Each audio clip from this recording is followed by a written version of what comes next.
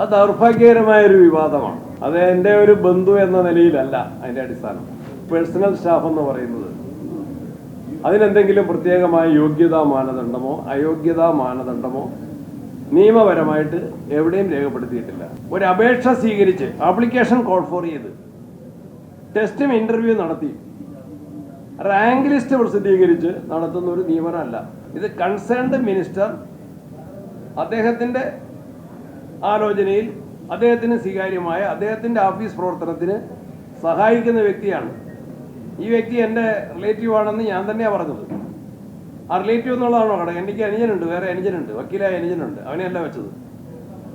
ഞാൻ വെച്ചത് 2 time panchayat president, നിലവിൽ ജില്ലാ കോൺഗ്രസ് കമ്മിറ്റിയുടെ ജനറൽ സെക്രട്ടറി, ഇരിട്ടിയിലെ എല്ലാ പാർട്ടിക്കാരുമുള്ള ഇരിട്ടി മഹാത്മാഗാന്ധി പോസ്റ്റ് ഗ്രാജുവേഷനുള്ള കോളേജിൻ്റെ മാനേജ്മെൻറ്റ് കമ്മിറ്റിയുടെ സെക്രട്ടറി, എൻ്റെ ചീഫ് ഇലക്ഷൻ ഏജൻറ്റ്, ഇലക്ഷൻ്റെ കാര്യങ്ങൾ കൈകാര്യം ചെയ്ത് എൻ്റെ ചീഫ് ഏജൻറ്റായിട്ട് പ്രവർത്തിച്ച നല്ല ക്യാരക്ടറുള്ള, നല്ല രാഷ്ട്രീയ പ്രവർത്തനത്തിലെ നല്ല ട്രാക്ക് റെക്കോർഡുള്ള, ഒരു വിവാദത്തിനും വഴിയൊടുക്കാത്ത കഴിവുള്ള, ബുദ്ധിയുള്ള, എനിക്ക് കൂടി സ്വീകാര്യതയുള്ള, വിശ്വാസമുള്ള ഒരാളാണ് ബെന്നി തോമസ്. അതുകൊണ്ടാണ് അദ്ദേഹത്തെ